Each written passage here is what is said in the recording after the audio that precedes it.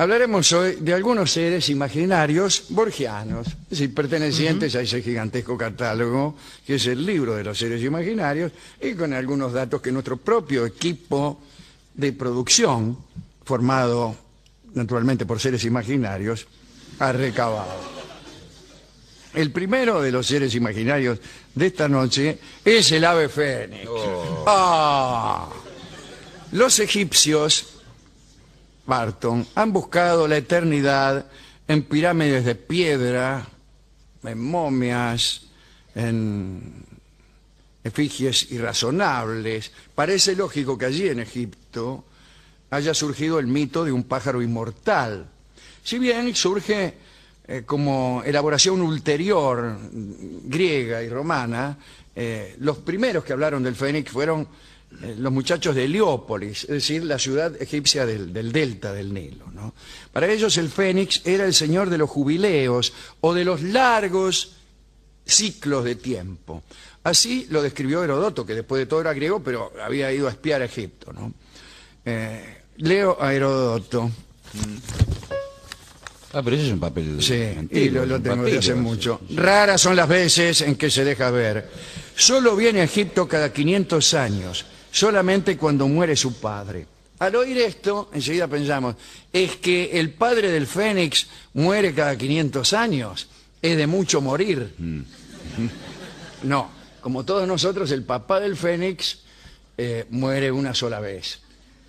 Pero como vive 500 años, a la muerte del padre regresa el hijo, que pronto será a su turno padre y verá el regreso de su hijo. Es decir, no es siempre el mismo fénix, ni siempre el mismo padre el que se muere. Bien, esto de las muertes recurrentes lamentablemente no sucede en la historia, pero es un lindo tema para un cuento. Alguien que muere y muere y muere. Claro, yo creí que el ave fénix siempre revivía la misma. Es que así es. Correcto. Su figura, la figura no la suya, Barton, sino la de el ave fénix, es muy parecida a la de un águila. Era la de Barton. Y sus plumas son en parte doradas y en parte color carmesí. Un grasa. ¿A dónde va? Unos 500 años después de Herodoto, Tácito y Plinio retomaron el mito del ave. Tácito decía que el plazo de la vida del fénix era de 1461 años. Plinio, por su parte, aseguraba que en realidad vivía un año platónico o un año magno.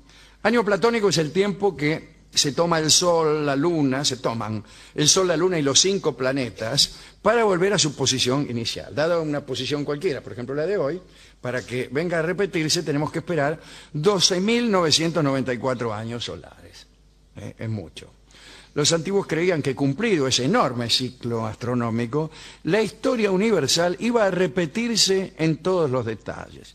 Una noche, dentro de 12.994 años, estaremos aquí, Barton, como ya hemos estado muchas otras noches. Los estoicos enseñaron que el universo muere en el fuego y renace en el fuego, y que el proceso no tendrá fin y no tuvo principio. Con los años, el mecanismo de la generación del fénix se fue simplificando. Herodoto menciona un huevo, Plinio un gusano, Claudiano a fines del siglo IV ya versifica un pájaro inmortal. Es decir, cuando usted me preguntó, todavía no era, porque estábamos hablando de Herodoto, pero Claudiano ya dijo, más sí, es inmortal. Si va a vivir 12.900 y pico de años, es lo mismo que sea inmortal, al menos para nosotros. Y estableció también que resurgía de sus cenizas, es decir, que no era inmortal así, sin más, sino que había un trámite para esa inmortalidad, y ese trámite era el resurgir de las cenizas propias. Un heredero de sí mismo y un testigo de las edades. Algunos amigos de este programa han mencionado al fénix en sus obras. Ahí está Ovidio, supongo que en las Metamorfosis, Dante, Shakespeare, Milton, Quevedo. El primero que negó la existencia del fénix fue Thomas Browne en sus Errores vulgares, un libro publicado en 1646, donde este hombre niega la existencia del fénix. Dicen, ¿ma qué fénix? No existe. No existe. Unos años más tarde, Alexander Ross, indignado por esta negativa, le contestó que en verdad el fénix se oculta para protegerse. No es que no exista, no es que no lo veamos porque el fénix no exista, sino que justamente se protege de nosotros, anda a saber por qué. Hay también un fénix chino. Siempre hay algo chino que viene a contradecir lo occidental. Sí, sí. Está el dragón chino que es igual al occidental pero distinto. Sí. Bueno, el fénix chino es de colores resplandecientes y se parece al faisán o pavo real.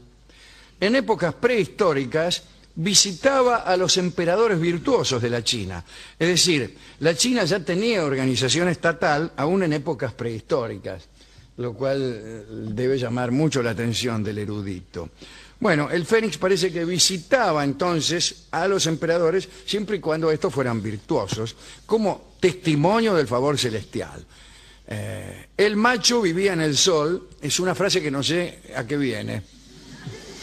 Sí, es cierto. Sí, parece de otro orden, sí. ¿No? ¿Se refiere al emperador? No, al ave macho. Al ave macho, que vivía no al sol, sino en el sol. Al escuchar por primera vez el inciso, el macho vivía en el sol, uno se imagina este significado, el novio de una amiga que vive como un lagarto. Claro. Asoleándose mientras la mina lava ropa. Bien mirada la frase significa que no es que el macho del fénix viva al sol, sino en el sol, en el interior de esa estrella misteriosa. Calor ahí. Calor. Una calor. En el primer siglo de nuestra era, Wang Chung, que era ateo, negó que el fénix constituyera una especie. Declaró que así como la serpiente se transforma en pez y la rata en tortuga, esto siempre en épocas de prosperidad general, ¿no? El ciervo se hace unicornio, bueno, el ganso se hace fénix. Atribuyó Juan Chung esa mutabilidad a un líquido propicio que en el año 2356 a.C. hizo que en el patio de un sabio creciera el pasto de color escarlata. Sí. Como se ve, Wang Chung era efectivamente un ateo y un racionalista. Sí, sí. Sí, lo veo muy coherente, sí.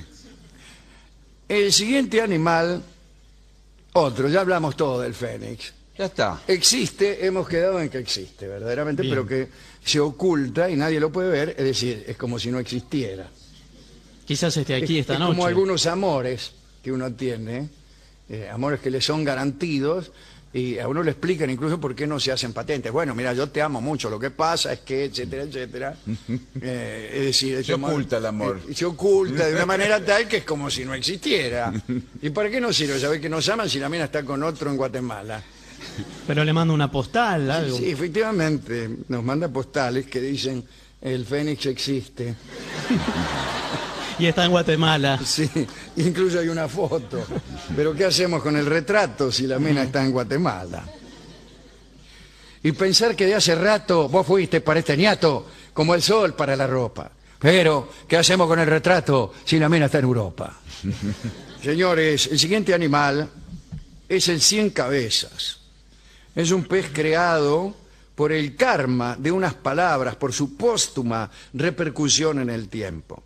Parece que un día el Buda andaba por ahí, nuestro amigo Siddhartha Gautama, y se encontró con unos pescadores que tironeaban de una red.